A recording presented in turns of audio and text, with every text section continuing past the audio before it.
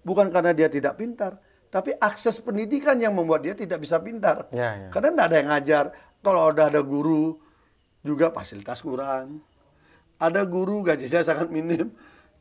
Boleh dikatakan sudah lebih banyak sakit hatinya dia ketika mengajar daripada ini. Jadi sangat tidak make sense lah. Makanya banyak orang yang beragama Hindu, dia sukses di jabatan penting di sebuah jabatan instansi pemerintahan, di mana TNI, Polri. Belum tentu dia berjiwa Hindu, sehingga perhatian dia terhadap pembinaan itu terhadap Hindu minim. Kita harus bisa pisahkan itu. Pejabat yang beragama Hindu dan pejabat yang beragama Hindu dan punya jiwa aktivis Hindu. Bicara tentang pengembangan Hindu yang sehat. Nah, kembalilah cara paradigma itu, jangan kita ributkan soal tampilan luar.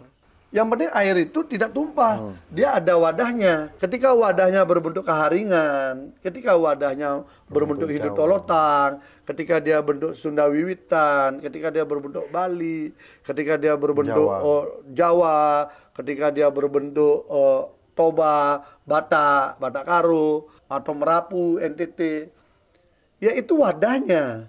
Mendorong pemahaman ini bersama, sehingga kita tidak sampai ribut di sisi wadah, tapi kita mempertahankan esensi di dalamnya. Kadang menjadi sebuah perdebatan akhirnya tidak selesai-selesai. Ya, karena yang disuruh membuat rumusan, yang disuruh membuat itu fanatik pada tempatnya, tidak fanatik pada esensinya. Apa yang menjadi masalah di sana adalah masalah kita juga. Apa yang menjadi masalah di sana adalah masalah kita juga. Ayo kita cari solusinya. Pemerintah itu pasti akan memberikan perhatian kepada seluruh elemen masyarakat, termasuk Hindu. Masalahnya sekarang, berapa banyak elemen Hindu, aktivis Hindu yang bisa mengakses ke pemerintah agar aktivitas kehinduan itu diperhatikan. Sehingga setiap dirjen datang, proposal yang diadakan, stres dirjennya. Proposalnya banyak, bagaimana ini? Kasihan dirjen Hindu nanti. Semua gandong ke sana, sementara anggaran terbatas juga kan. Kayaknya kok problematika Hindu banyak sekali.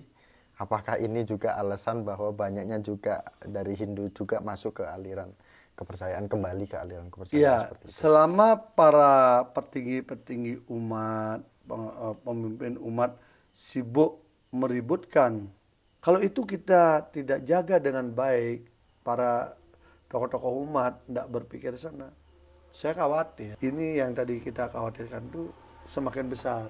Tapi kalau kita mau baik, mereka akan semakin nyaman berlindung di dalam Hindu. Problemnya tokoh yang ada di sini mau nggak mengayomi itu. Nah, makanya pemimpin-pemimpin umat harus mampu dalam posisi mengayomi itu. Bukan melakukan perpecahan-perpecahan yang tidak perlu ke dalam.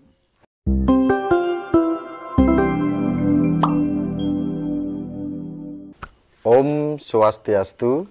Om Swastiastu. Rahayu pemirsa Hindu Channel, hari ini Hindu Channel berada di Karangasem, di desa apa namanya ya?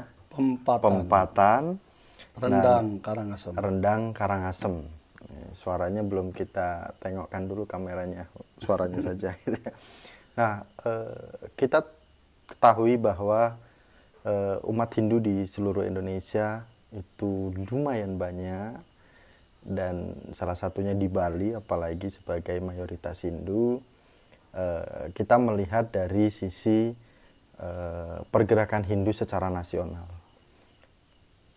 Hindu Channel sering mengundang tokoh-tokoh Hindu, kemudian para generasi muda yang sedang aktif di organisasi sebagai mahasiswa dan lain sebagainya. Namun kenapa Hindu Channel tiba-tiba terbesit di pikiran kami, ada nggak sih aktivis Hindu? Ternyata kami bertanya kepada beberapa umat Hindu di seluruh Indonesia, semua mengatakan bahwa ada, yaitu Pasek Suardike. Siapakah itu Pasek Suardike? Orang yang selalu muncul di media sosial, yang selalu berbicara politik, berbicara sosial, dan ternyata di balik dari kerasnya kita melihat di media sosial, ketika kita hadir di Karangasem, kepedulian Gede Pasek Suardike terbukti dengan terbangunnya megah sebuah pendidikan yang kita tidak tahu ini pendidikan apa, karena anaknya juga tinggal di sini, ada asramanya dan sekolah di sini. Langsung saja kita sapa bersama dengan tokoh aktivis kita, Pak Pasek Suardike. Siap, swastiastu. Akhirnya sowan jauh sekali dari Jakarta ke Bali, dari Lampung ke Bali. Sehat Pak Pasek? Sehat, sehat. Terima kasih datang ke sini. Ini kita di daerah yang sejuk. Daerah sejuk. Dari tadi kacamata berkabut saja nih. Ini Ini tempat apa? Tanda-tanda biar betah di sini. Ini tempat apa Pak Pasek? Kalau boleh tahu sedikit sebelum kita bertanya lebih jauh lagi tentang Hindu. Ini sebuah tempat healing bagi saya. Bagi saya, pertama tempat healing bagi saya ketika sibuk rutinitas di Jakarta, di Denpasar, kegiatan profesi, kegiatan hobi, termasuk pengabdian di politik. Jadi disinilah tempat saya. Nah, hanya memang tempat ini menjadi pusat healing. Kenapa pusat healing? Karena hobi saya adalah di bidang pendidikan. Jadi intinya gini, saya bukan seorang pendidik, saya bukan sarjana pendidikan, tetapi saya sangat senang ketika kita bicara sumber daya manusia itu bisa ditingkatkan. Gitu. Nah, karena itulah kemudian kita bangun di sini Pasraman yang sifatnya langsung ada sekolah formilnya. Dan kita naungkan di bawah Kementerian Agama. Yang hari ini kita fokuskan di Utama Widyalaya. Jadi tingkat SMA ya. Kalau istilah kita SMA Hindu Utama Widyalaya Astika Dharma. Gitu. Tapi kenapa bisa sebesar ini Pak? Ya itu kehendak alam. Kalau semesta bekerja, kita punya niat. Niat itu dijalankan dengan tulus ikhlas. Seperti kata Bhagavad Gita, apa yang kita butuhkan akan diberikan, apa yang kita miliki akan dilindungi. Jadi itulah prosesnya, karena kita memang ingin seperti ini dan ini memang keinginan yang sesuai kebutuhan, maka Tuhan membantu ini prosesnya berjalan. Sehingga sampai saat ini kita sudah bisa menamatkan tiga angkatan sudah tamat, ya bulan Mei Juni ini sudah yang keempat. Jadi ternyata tanpa terasa ini berjalan, anak-anak kita sudah bisa sekolah di sini, di mana kita berusaha menampung anak-anak yang kesulitan dia punya akses pendidikan, baik karena alasan ekonomi, karena alasan keluarga, karena banyak hal. Datang ke sini, yang penting datang aja ke sini. Semangat sekolah, udah di sini ada guru-guru yang mengabdi, yang siap untuk mendidik mereka tamat SMA. Bagaimana caranya ya sudah itu kehendak alam saja. Karena kalau pakai hitung-hitungan begini perencanaan nanti nggak jalan-jalan. Nggak jalan-jalan. Gitu. Karena di luar, karena ini akan nanti di opening itu akan ada video tentang sekolahannya seperti apa dan akhirnya nanti akan ditonton oleh umat Hindu. Ternyata ya besar juga sekolahan Widyalaya ini. Ya, saya punya mimpi begitu, biar ada sesuatu itu glory, ada pride juga untuk mencapai kesuksesan. Jadi semangat itu yang kita dorong, sehingga kalau melakukan sesuatu jangan setengah-setengah. Kalau setengah-setengah lebih baik jangan melakukan sesuatu, karena hasilnya terengah-engah gitu. Jadi totalitas saja. Soal berhasil atau gagal itu pilihan yang sama. Dalam hidup ini, perjudian hidup itu selalu ada dua pilihan Rubin itu. Sehingga kita pilih saja. Kalau udah yakin jalan. Dan kita akan diajak orang-orang yang akan membantu kita juga dengan tulus. Akhirnya energi itu bergerak dengan baik. Dan akhirnya pada kesempatan hari ini dan obrolan yang sudah memanti ini, muncullah statement atau tema, yaitu ketimpangan religius dan pembangunan ketertinggalan umat Hindu di tengah dominasi kebijakan nasional. Ini wajib menjadi, kalau Pak Pasek ini sudah tepat kalau berbicara nasional.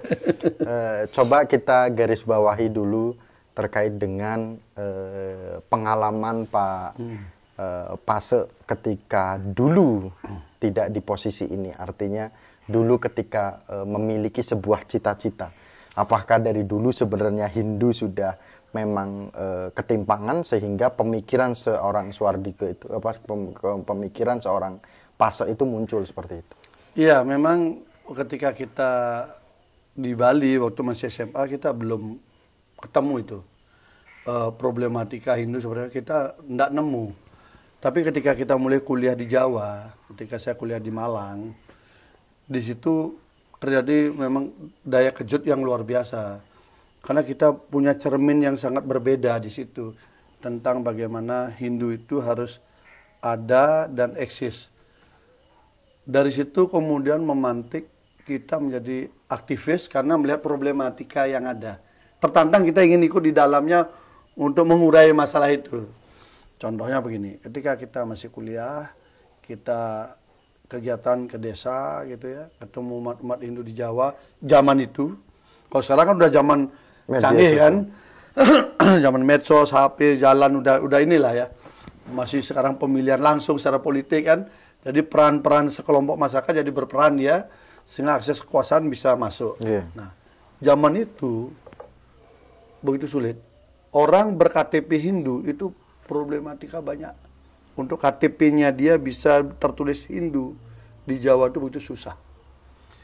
Listrik susah masuk karena dia dalam posisi terdiskriminasi lah. Akses jalan tuh paling bagus jalannya namanya Jalan Makadam. Nggak tahu di Lampung ada Jalan Makadam.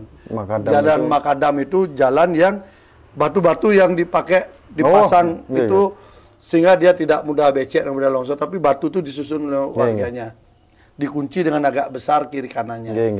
Begitu, jadi jalan kita naik motor tuh udah sama kuda lumping udah agak beda tipis lah ya naik kuda. Nah, mereka menyatakan diri Hindu aja susah, artinya dalam bentuk administrasi kependudukan. Ketika mereka mau kawin itu juga susah. Kawin secara Hindu, akte kelahiran, akte perkawinan itu susah sekali. Nah, karena kebetulan saya kuliah hukum, ya jadi ada dunia advokasi di dalamnya. Itulah memantik kita untuk kemudian mulai aktif. Nah, mulai di situ termasuk juga akhirnya kita cari buku agama. Jadi kita mendadak menjadi orang yang harus mematangkan diri ketika kita belum matang. Karena ada yang jauh lebih parah lagi. Mereka beragama Hindu tetapi tidak tahu saya harus bagaimana menjadi orang Hindu. Nah, karena literasi lemah, akses lemah, semua lemah. Tapi dia hanya kuat dengan spirit bahwa saya Hindu itu. Nah, dalam posisi itu kemudian menantang kita untuk belajar agamanya, kita belajar komunikasinya, kita belajar mengakses bagaimana menyelesaikan masalah. Jadi kita juga belajar tapi langsung mengisi. Tiba-tiba kita masih kuliah harus berani ngasih dharma wacana. Mau nggak mau karena setiap kita datang ke desa sudah disambut, apalagi kalau kita mau menginap. Kalau kita sudah mau menginap, udah disambut luar biasa. Walaupun tidur ya udah namanya di desa, tetapi semangat umat itu begitu tinggi. Nah, itulah kemudian kita menyebabkan tertantang. Nah, dari sudut itu kemudian saya melihat ada sesuatu yang sangat jomplang, yaitu pendidikan. Umat kita sangat lemah di dalam mengakses pendidikan. Karena lemah dia dalam pendidikan, maka pemahaman dia berbangsa, bernegara, bermasyarakat itu juga kalah terus dia. Nah, disitulah kemudian kita dorong. Dari situ saya mulai keinginan untuk bagaimana bisa sekolah anak-anak yang inilah sebagai itulah semangatnya. Makanya ketika kita sampai tamat, dan sebagainya, kemudian kita mendorong ada organisasi kemahasiswaan ya. Munculnya KMHD itu salah satu kita juga sebagai pendorong membentuk.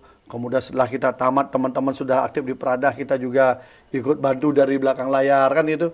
Nah, ini mendorong agar peningkatan di generasi muda itu pemahaman, kesadaran itu bisa meningkat. Karena kalau itu tidak kuat, maka yang namanya bermasyarakat, berbangsa, bernegara, bagi umat Hindu itu adalah keterbelakangan terus. Inilah problem potret yang paling nyata. Nah, dari situ saya melihat dari segala masalah ekonomi, pendidikan kuncinya. Hanya pendidikan yang bisa melakukan lompatan-lompatan kuantum untuk mengejar ketertinggalan. Makanya dari situ ketika kemudian saya tamat, ya sebenarnya saya langsung punya anak asuh dari Jawa. Dari tamat SD saya bawa. Walaupun saya sendiri juga masih naik motor. Dari hasil kerja sendiri juga tidak cukup. Tapi udah yuk, penting ada mau kita sekolahkan, kita ajak itu. Jadi ya bersyukur. Kemudian ada yang pertama kali saya di satu desa itu belum ada orang kuliah, saya beranikan diri ajak ke Bali untuk kuliah di HDN waktu itu. Kita cari dengan segala cara, padahal kita sendiri juga namanya orang masih baru merintis kan. Ya sudah beranikan diri. Nah, di situ investasi-investasi karma kita tanpa terasa menuntun kita ke jalan kesuksesan ternyata. Dan ini yang kemudian menjadikan saya memberikan motivasi kepada yang lain untuk berani dia mengabdi pada keumatan lewat jalur manusiaatnya. Karena selama ini orang lebih senang budayatnya, dewayatnya gitu kan, upacara sebesar-besar di pura dan sebagainya gitu ya. Kalau saya lebih tertarik kemudian dari sekiannya harus diimbangkan juga. Yang paling kosong adalah manusiaatnya yang untuk sesama. Yang banyak dijalankan manusiaatnya yang ke dalam diri kita. Abulan pitung dina, nelu bulanin, ngotonin, pawiwan, hubungan yang langsung ke dalam diri kita. Tapi manusiaatnya yang terkait dengan interaksi sesama manusia, ini tidak jalan. Tidak maksimal lah. Nah inilah kita dorong di situ. Dan saya merasakan karena saya aktif sejak mahasiswa, tanpa pamrih, uang bekal orang tua itu selalu kita bagi untuk kuliah, untuk ini, dan sisihkan selalu untuk beli dupa, beli buku, untuk kita bawa ke desa. Selalu seperti itu kita lakukan, akhirnya apa yang kita lakukan itu energi yang tidak hilang ternyata. Karena pelan tapi pasti sampai kemudian kita kerja, apa semua dimudahkan. Jadi saya kerja tidak pernah minta tolong orang tua. Karena waktu itu kita udah bertekad. Kita sudah dikuliahkan sama orang tua, maka cari kerja sendiri. Udah kita cari kerja sendiri. Sampai sekarang kita cari kerja sendiri karena cukup ke orang tua minta restu. Karena jangan lagi dibebanin. Sekarang ini kan banyak anak-anak muda kita nih. Mau kerja tuh dia gandengnya ke orang tua dulu. Orang tua harus jual ini, jual itu. Untuk jadi A, jadi B, jadi C, jadi ASN, jadi apa, jadi polisi. Hanya banyak ada tipu juga kan. Nah, kalau saya sudah dari awal mengambil posisi itu. Nah, tahapan-tahapan itu yang kita lewati, akhirnya membawa kepada ujungnya akhirnya punya sekolah sendiri jadi. Ya. Tapi awal mula hanya begitu. Ini masalah pendidikan nih. Gimana? Tapi kita juga bukan seorang pendidik, tapi aksesnya harus tembus. Umat Hindu, kenapa dia kalah? Karena dia pendidikan. Bukan karena dia tidak pintar, tapi akses pendidikan yang membuat dia tidak bisa pintar. Karena tidak ada yang ngajar. Kalau ada guru, juga fasilitas kurang.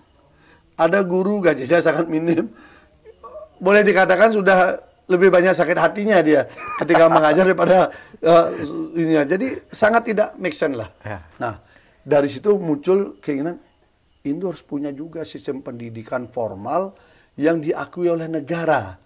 Sehingga kita bisa merebut kue anggaran pembangunan negara juga ke sektor pendidikan Hindu. Di luar yang pendidikan umum. Yang khusus Hindu ini harus ada juga dapat. Karena kita kalau nggak negara ikut menyusui umat Hindu berat sekali gitu loh. Jangan lihat yang di Bali karena ada pariwisata. Kita lihat di gunung-gunung yang di daerah lain itu kesulitan gitu loh. Itu yang kita temui dan kita alami. Nah kalau kemudian itu ketemu jalur pendidikannya terangkai, maka anak kita akan bisa lolos. Misalnya nih sederhana, kalau hanya tamat SD bisa apa? Kerja di mana? Kalau bisa tamat SMP, bisa di mana? Ya paling tidak tamat SMA lah dulu. Dengan tamat SMA minimal dia bisa nyari hal-hal yang bisa kerja yang lebih baik. Syukur-syukur mau kuliah. Kan ini terobosan-terobosan yang ada. Nah, hari ini kita bersyukur dengan kemajuan teknologi, anak-anak kita sudah mulai senang ke dunia pendidikan dan aksesnya memungkinkan. Nah, sekarang tinggal bagaimana kita membangun eksistensi di dunia pendidikan ini secara maksimal agar memberikan kontribusi bagi pembangunan Hindu secara keseluruhan. Ini yang jadi problem. Karena toh kalau ada orang Hindu, dia belum tentu aktivis Hindu. Makanya banyak orang yang beragama Hindu, dia sukses di jabatan penting di sebuah jabatan instansi pemerintahan, di mana, TNI, Polri.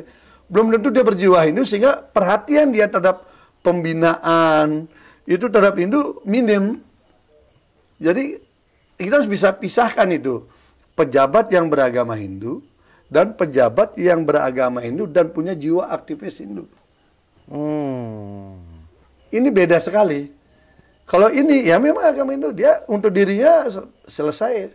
Tapi pernah nggak dia dengan jabatan yang ada menambah energi untuk memperhatikan umat Hindu yang tidak ini dengan akses kekuasaan dia? Ini yang tidak tersentuh.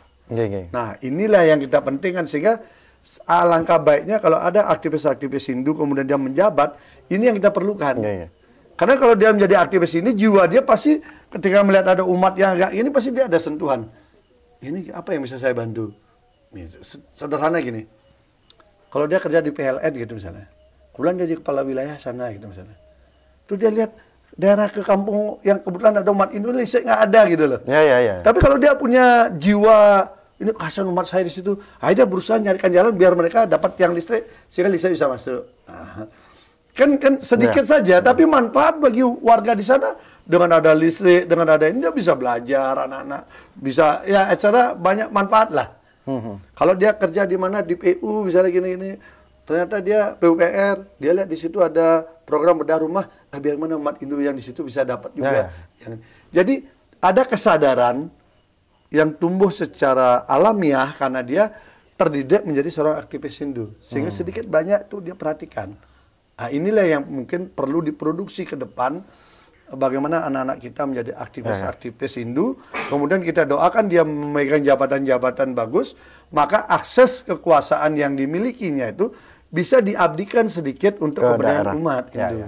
Tidak sekedar orang beragama Hindu, tapi dia nggak peduli juga. Gitu. Ini perbedaannya. Jadi Pak Pasek Suardike, inilah pemirsa Hindu Channel, keuntungan dari Hindu Channel ketika sudah keliling daerah-daerah, kemudian sampai saat ini Hindu Channel sudah hampir 6 tahun. Setelah kita hadir ke berbagai daerah, kemudian kita datang ke Pak Pasek Suardike sebagai aktivis Hindu secara nasional, kita tidak mentah, Pak. Artinya kita untuk diskusi ini adalah hasil dari kita dari daerah-daerah. Apa yang disampaikan oleh Pak Pasek itu benar, bahwa terkait dengan pendidikan, terkait dengan akses daerah, itu seperti itu. Namun yang menjadi pertanyaan dari kami, kenapa Hindu ini proses berkembangnya terkait dengan fasilitas, terkait dengan kebutuhan, terkait dengan akses sangat lambat sekali. Apakah hanya bisa kita bertumpuh tangan kepada Dirjen Bimas Hindu, kepada anggota DPR Komisi 8 yang membidangi, atau gimana? Karena nggak bisa, nggak cukup. Karena gimana harusnya? Seperti Jadi apa? sangat tertinggal itu kalau itu. Karena apa? Pertama, Dirjen Hindu itu kan sebatas program yang terkait dengan keagamaan. Padahal kebutuhan umat Hindu itu kan banyak.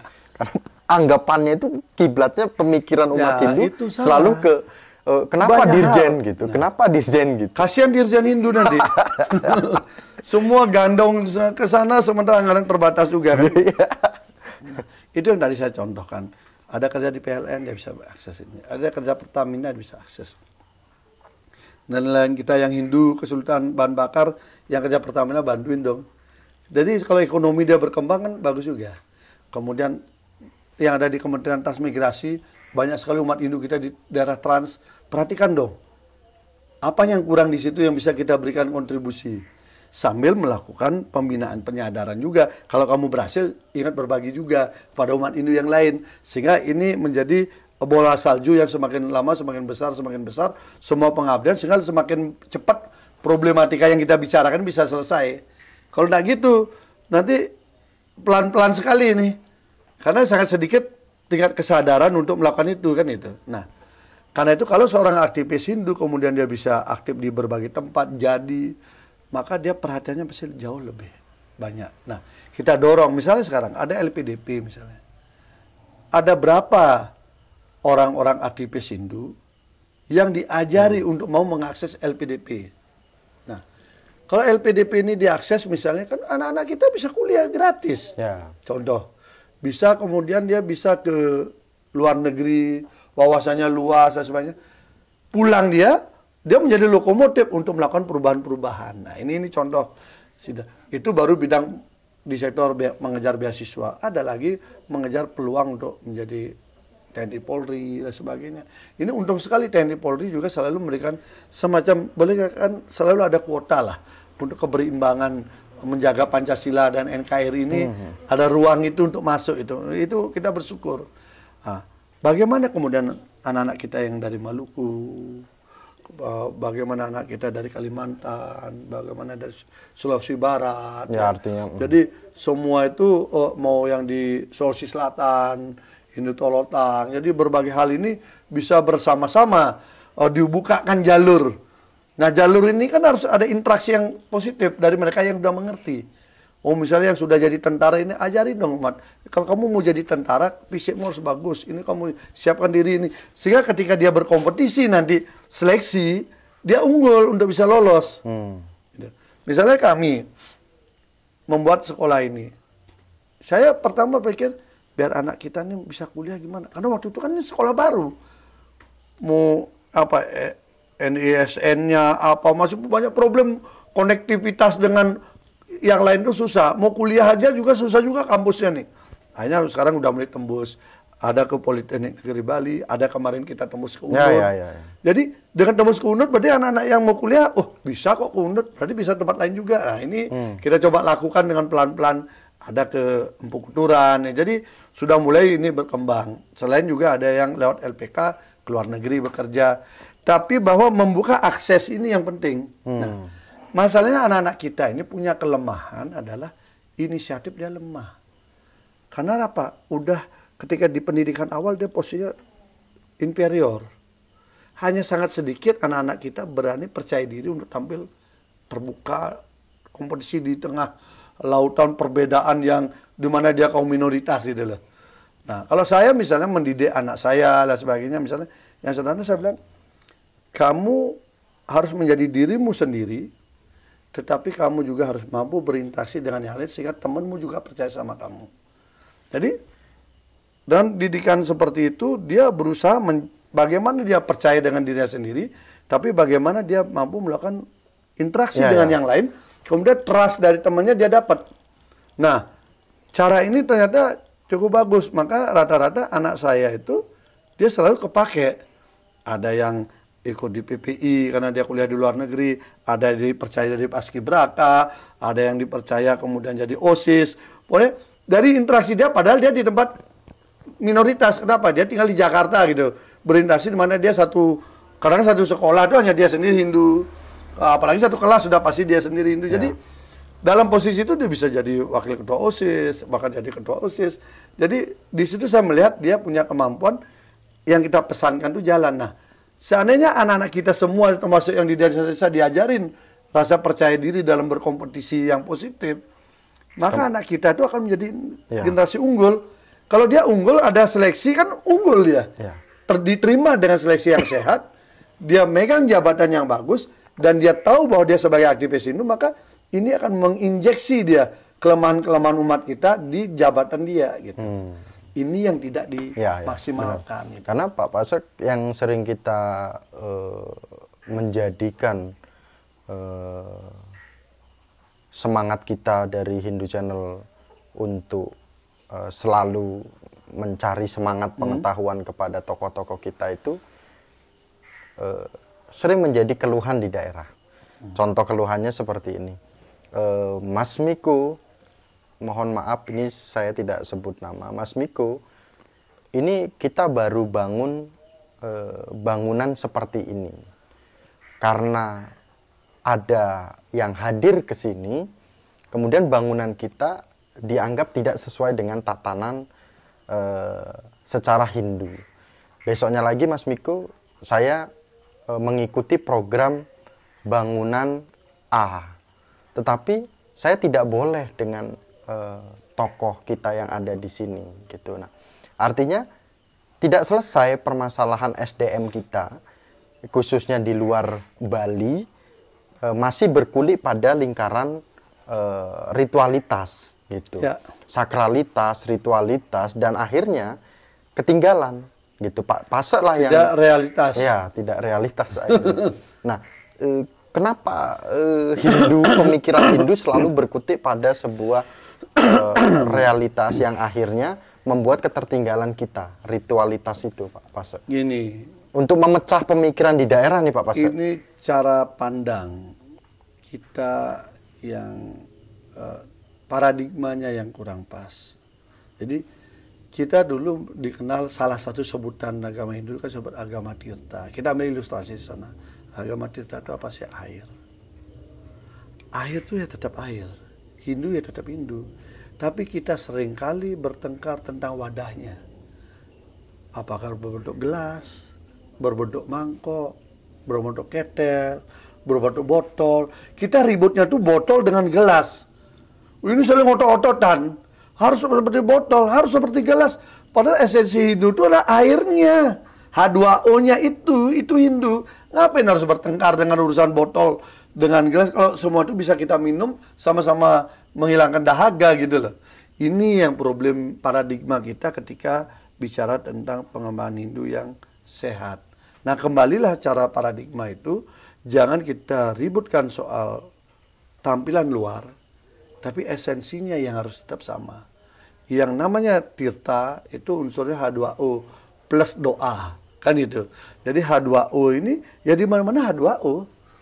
Air, di mana-mana ya air. Tempatnya ya jangan ributin tempat. Yang penting air itu tidak tumpah. Dia ada wadahnya. Nah, ketika wadahnya berbentuk keharingan, ketika wadahnya berbentuk hidup tolotang, ketika dia bentuk Sunda Wiwitan, ketika dia berbentuk Bali, ketika dia berbentuk Jawa, ketika dia berbentuk Toba, Batak Karo, dan lain sebagainya, atau Merapu, NTT, ya itu wadahnya. Tapi H2O-nya kan sama yang mempersatukan kita. Nah, inilah kemudian mestinya kita semua mendorong pemahaman ini bersama sehingga kita tidak sampai ribut di sisi wadah, tapi kita mempertahankan esensi di dalamnya. Sehingga kalau air yang di dalam gelas ini dipindahin ke botol atau yang di botol dipindahin ke air, nggak ada masalah. Nggak ada perlu diributkan, nggak perlu itu terus diadu sehingga harus pecah semua. Ya, sehingga airnya tumpah. Ini ilustrasi sederhana. Mohon maaf Pak Pase, mumpung kita masih difokus di dalam itu. Ya. Ilustrasi itu ya kita terima, kita siap kita terima. Tetapi sebuah gelas dan sebuah botol ketika menjadi sebuah diskusi dan tidak menyelesaikan jawaban, ini butuh sebuah tulisan atau sebuah panduan. Ketika proses menjadi panduan itu kan akan mengurus sebuah rapat, sebuah organisasi yang untuk, oh ini pakemnya, oh ini panduannya. Nah, untuk proses menjadi panduan itu kadang menjadi sebuah perdebatan akhirnya tidak selesai-selesai. Ya, karena yang disuruh membuat rumusan, yang disuruh membuat itu fanatik pada tempatnya.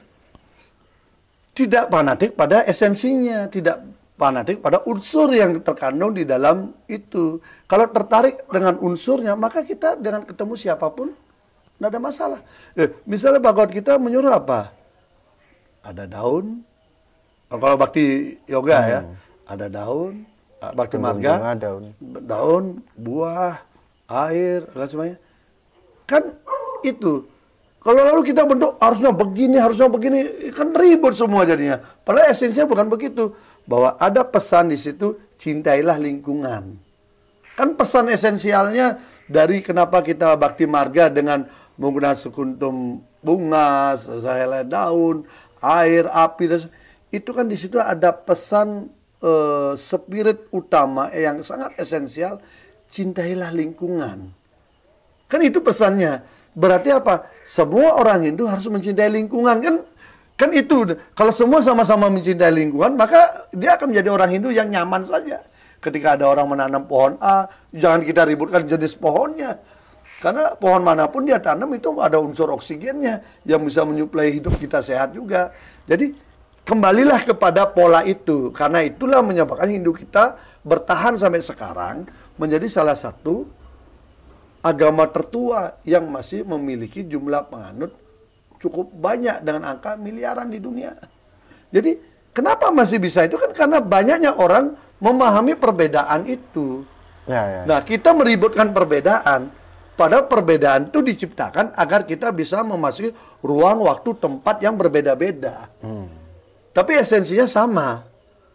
Jadi mau di gunung, mau di laut, mau di negara lain, mau negara sini, mau di mana, sama. Dia bisa masuk. Itulah Hindu yang sebenarnya yang disebut dengan Sanatana Dharma. Tetapi kita semua karena ego-ego pengetahuan masing-masing meributkanlah kemudian antara gelas, mangkok, toples, botol, ini yang diributkan. Akhirnya dampak dari lembaga itu tidak sesuai dengan kebutuhan yang dibutuhkan oleh umat untuk umat. menyelesaikan problematikanya. Akhirnya malah jadi masalah lembaganya. Ya, karena salah di dalam meresponnya kan. Bahkan ngurusin lembaganya, di lembaganya ribut juga. Nah, ini kan PR kita bersama. Karena ini kita berbicara dengan aktivis, ya mohon maaf pemirsa Hindu Channel, ya pasti ada sedikit-sedikit diskusi yang mungkin mewakili keresahan umat Hindu. Kemudian Pak Pase, kita coba melihat dari saudara kita Muslim yang baru-baru ini akan tercetusnya sebuah dirjen pesantren seperti itu. Tetapi saya tidak akan bertanya kepada dirjen pesantrennya. Tetapi apakah ketika Hindu, ini kan, dia ada masalah pesantren, dibangunlah dirjen pesantren. Ketika Hindu nanti nih, ada masalah adat Jawa, ada masalah adat Kaharingan, ada masalah adat Tolotong dan lain sebagainya.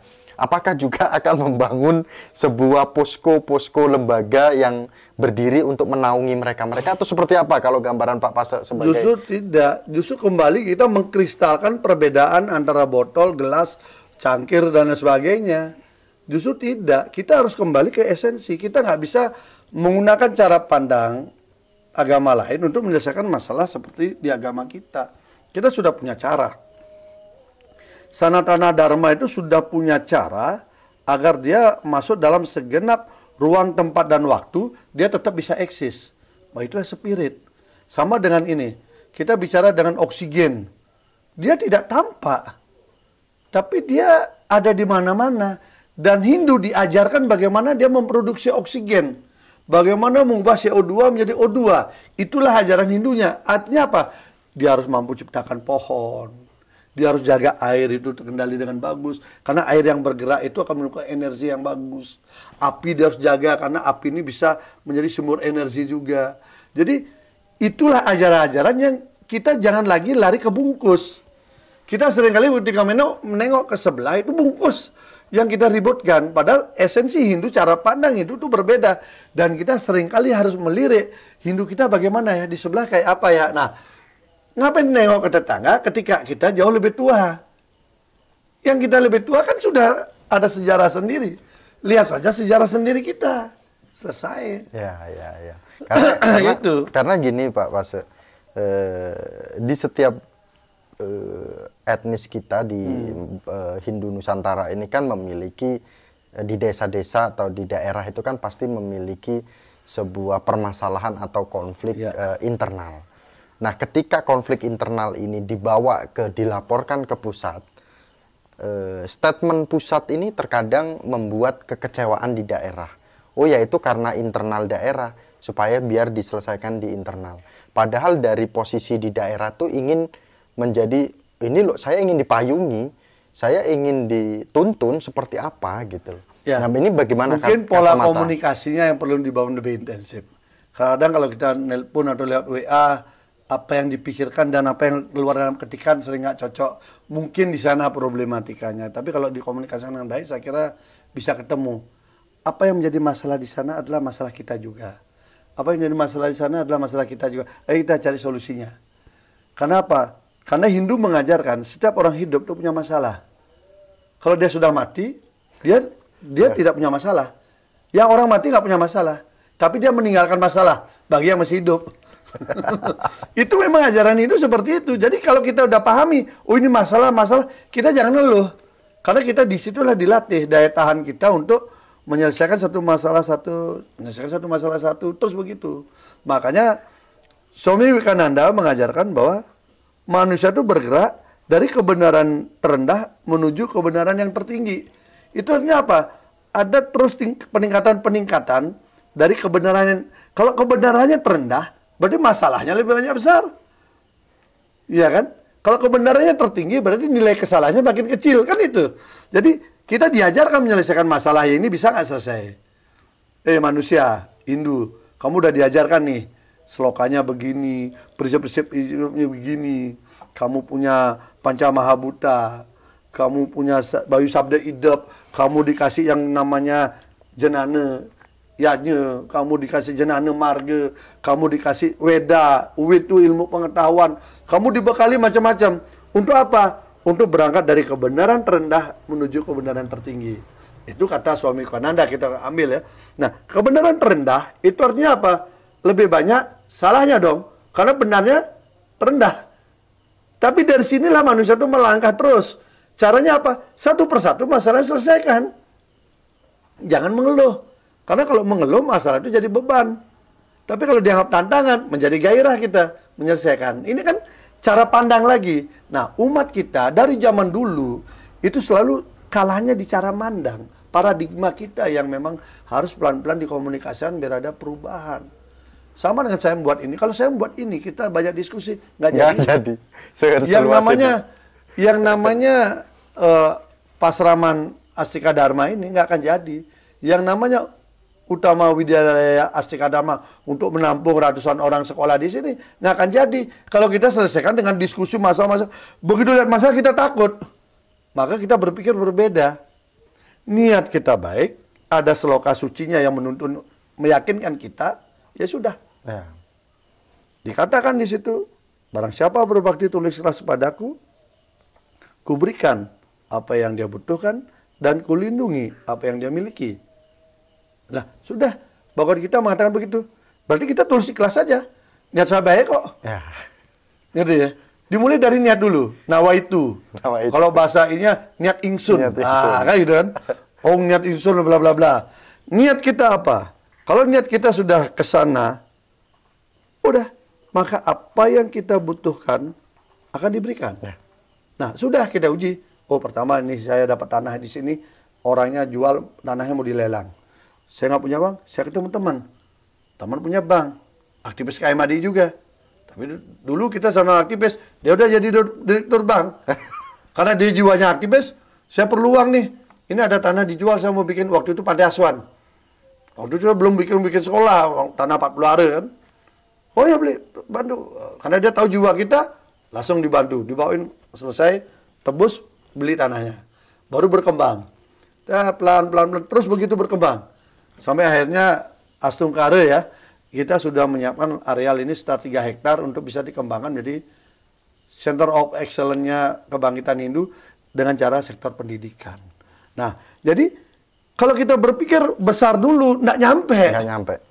Tapi kalau niat kita udah dijalankan, jalani, Tuhan akan menuntun ke jalan yang mana sampai di mana. Kita udahlah. Kontrak kita di dunia seberapa kita nggak tahu. Jalani saja. Yang penting kalau kita sudah berbuat begini, orang lain fitnah, orang lain ini, jangan diladenin, jalan saja, fokus saja. Nanti tahu juga ini bekal kita mati. Ya kan? Jadi itu cara pandang. Nah, umat Hindu kita seringkali terjebak di itu, di kulit, di kemasan dan sebagainya. Ayo mari kita ubah. Lakukan sesuatu, kerjakan sesuatu tanpa mengharapkan hasil. Ya. Karmane Eva di Karaste, Maplecung ada canar. Jadi udahlah, bekerja saja, jangan membutuhkan hasil. Hasil udah urusan beliau, jalani aja. Nah, kalau kita jalani semua dengan prinsip-prinsip begitu, paradigmanya jadi bagus. Jadi bagus, paradigmanya jadi bagus.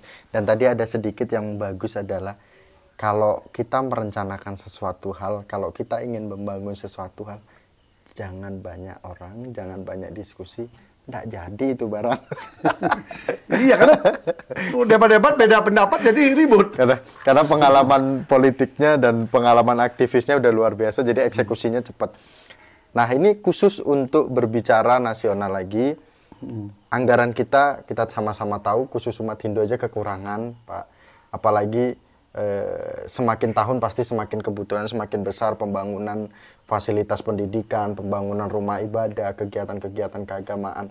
Kalau Pak Pase berbicara bukan konteksnya kepada Hindu, tetapi kepada pemerintah Indonesia, bagaimana pengantar seorang Gede Pas? Pemerintah itu pasti akan memberikan perhatian kepada seluruh elemen masyarakat, termasuk Hindu. Masalahnya sekarang, berapa banyak elemen Hindu, aktivis Hindu yang bisa mengakses ke pemerintah agar aktivitas kehinduan itu diperhatikan. Itu yang jadi problem. Tadi saya berikan ilustrasi. Kalau kita hanya mengandalkan dari dirijen Hindu, pasti kecil. Karena di situ rumusnya jumlah penduduk sudah selesai. Jumlah penduduk, belum lagi kalau ini dipersulit pakai ini, belum lagi sekarang sebagian udah pindah ke aliran kepercayaan. Ya sedikit. Tetapi kalau kita bicara bahwa ada kecerdasan yang bisa mainkan, Anda jadi aktivis kerja dong. Pegang jabatan jadi Menteri Transmigrasi. Kalau di Kementerian Transmigrasi dia bagus, kan bisa membantu program-program umat yang kebetulan jadi transmigran. Kamu ada di mana? Oh, kamu ada di kayak tadi misalnya di PLN. Ya udah, maksimalin dong bantu umat-umat yang masih kesulitan listrik. Kan tidak mesti harus dirijen Hindu itu kan? Itu urusan listrik ya PLN. Urusannya Diknas ya sekolah-sekolah umum yang masih banyak umat Hindu di mana kasih bantuan dong di situ. Sehingga yang sekolah di situ juga ada umat Hindunya. Mereka yang jadi pejabat, deputi, direktur yang ada beragama Hindu, kita berharap juga beraktivis Hindu. Sehingga dia ada sedikit perhatian di sana. Misalnya di Pringsewu misalnya. Oh di situ ada ini, dia umat Hindu aktivis dari situ menjabat direktur misalnya pendidikan dasar dan menengah yang berwenang di bidang SD SMP gitu misalnya dan SMA. Ya sudah ini kan diberikan dia kebijakan. Oh di situ kita bantu SD-nya, kita bantu SMP-nya, kita bantu. Kebetulan di sana persentase umat Hindu banyak. Ketika bantuan sekolah negeri yang diberikan, kan umat Hindu kita otomatis terdidik dengan baik. Jadi cara berpikirnya itu harus dibuat komprehensif. Rebutlah di berbagai tempat, aktivis Hindu masuk ke berbagai elemen, jadilah orang yang berarti di sana bagi masyarakat, bangsa dan negara. Jadi ya sudah, dia kerja di BPN, bantu dong umat-umat Hindu kita yang kesulitan puranya untuk disertifikatkan, bantu dong sanggar-sanggar pemujaan, bantu dong berbagai balai basarah dan sebagainya yang harus misalnya kesulitan jadi sertifikat. Bantu semua kan bisa. Kalau dia punya jabatan itu, gimana bikin kebijakan itu? Jadi banyak hal. Tidak mesti harus di situ. Dia kerja di Kementerian Pertanian, bantu dong petani kita yang kebetulan di situ petani, tapi banyak umat Hindunya. Bantuannya bawa situ dong. Kan gitu. Otomatis umat-umat Hindu itu diperhatikan dari berbagai elemen. Inilah kelemahan kita ketika kita bicara antara negara dengan umat Hindu. Umat Hindu hanya mengandung ke dirjennya saja. Sehingga setiap dirjen datang proposal yang diharapkan, stres dirjennya. Proposalnya banyak, bagaimana ini? Terus membaginya gimana? Widya Laya ternyata yang sudah besar juga butuh banyak. Iya makanya. Jadi sulit itu. Nah, terakhir untuk Pak Pase sekaligus untuk closing statement. Terakhir adalah kita dengar-dengar akhir-akhir ini terkait dengan putusan MK terkait dengan aliran kepercayaan sudah bisa untuk mengisi di KTP itu. Kalau dari pendengaran saya hari ini diskusi dengan Pak Pase dan saya keliling daerah, kayaknya kok problematika Hindu banyak sekali. Apakah ini juga alasan bahwa banyaknya juga dari Hindu juga masuk ke aliran kepercayaan, kembali ke aliran kepercayaan seperti itu? Selama para petinggi-petinggi umat, pemimpin umat sibuk meributkan botol, gelas, cangkir, tapi melupakan air yang ada di dalamnya adalah satu kesatuan, maka potensi itu besar akan terjadi. Karena itulah kami mengajak sekali, ayo ubah paradigma, kita jangan bicara soal wadah yang berbeda, itu adalah bagian pada Bhinneka Tunggal Ika. Rule Binede, bagian yang memang sudah diajarkan oleh leluhur kita bahwa kita memang berbeda-beda. Tuhan saja juga berbeda-beda. Orang bijaksana menyebutkan dengan banyak nama, ya. Namanya Tuhan itu berbeda-beda. Ada Debata, ada Dewata, ada Dewa, ada ini. Kemudiannya ada yang Tuhan, ada ini. Gusti. Semua, tapi istilah Gusti. Tapi intinya adalah bagaimana kita mewujudkan bakti tulus ikhlas kita kepada Sang Pencipta, kan itu. Dengan berbagai nama, mau God, mau apa, semua itu. Satu nama itu. Sang Pencipta. Sama. Nah, bagaimana kita juga bisa melakukan itu. Itu saya kira menjadikan prinsip kita biarkan berbeda. Nah, saya pun berpendapat begitu, kita ini diserang. Pokoknya harus begini, harus begini. Nggak bisa. Orang mencari Tuhan itu tuh urusan hati dia pada yang di atas. Tetapi di antara hati dengan di atas ada fungsi sosial. Nah, ketika dia fungsi sosial, maka semua orang ini harus menyesuaikan diri ke masing-masing sekitarnya. Jangan mau menampilkan diri berbeda. Di situlah mulai akan benih-benih rivalitas, benih-benih merasa diri kamu paling istimewa, merasa kamu paling hebat. Udah mulai jiwa-jiwa ego tuh tumbuh dia tanpa sadar. Ini problem kita. Nah, dengan adanya putusan MK, kemudian ini, jadi rakyat memang punya pilihan, dia nyamannya di mana. Kalau dia ingin Hindu ini menjadi rumah yang sejuk bagi semua, ayo kembali kepada esensi. Karena tidak hanya urusan kita saja selesai secara domestik. Ini ada problem bagaimana kebijakan negara bisa memberikan perhatian kepada Hindu, kepada yang lebih luas. Kalau itu kita tidak jaga dengan baik, para tokoh-tokoh umat tidak berpikir di sana, saya khawatir. Ini yang tadi kita khawatirkan itu semakin besar. Tapi kalau kita mau baik, mereka akan semakin nyaman berlindung di dalam Hindu. Kenapa dia makin nyaman? Karena Hindu itu sudah terbukti secara historikal, dia mampu bertahan ribuan tahun. Kenapa sebuah ajaran agama mampu berjalan ribuan tahun? Karena ada kebenaran esensial di sana. Kalau dia tidak ada kebenaran esensial, maka usianya pendek. Tapi karena ada kebenaran esensial di sana, maka dia akan awet. Nah, daripada jadi serpian-serpian kecil yang tidak terayomi, maka kan dia akan nyaman ada di sini. Problemnya tokoh yang ada di sini mau nggak mengayomi itu. Nah, makanya pemimpin-pemimpin umat harus mampu dalam posisi mengayomi itu. Bukan melakukan perpecahan-perpecahan yang tidak perlu ke dalam. Itu kuncinya. Itu kuncinya Semeton. Pemirsa. Ternyata awal untuk persiapan wawancara, hati berdebar. Tapi ketika kita sudah udah diskusi, ternyata legowo. Ya, dari dulu Pak Pasek ternyata sudah memikirkan problematika umat Hindu kita, dan salah satu solusi yang dilakukan oleh Pak Pasek terkait dengan pendidikan, menampung anak-anak yang tidak mampu dari berbagai daerah, salah satunya juga dari khususnya di Bali yang tidak mampu. Ternyata tadi kita sempat wawancara juga dari Maluku. Ini sebuah kemajuan Hindu. Pak Pasek sudah berhasil membuat kenyamanan umat Hindu kita yang ada di Bali dan di luar Bali. Saya yakin, kami yakin bahwa apa yang berita di media sosial bahwa ketidaknyamanan umat Hindu berada di Hindu itu, kita pastikan tidak seperti itu. Dan matur suksema Pak. Ya, sama-sama. GPS, ini baru pertama kali saya lihat GPS secara langsung. Oh, kalau melihat biasanya di media sosial aja, iya, di podcast politik itu lumayan serem. Ya, politik kan salah satu pengabdian saja. Iya.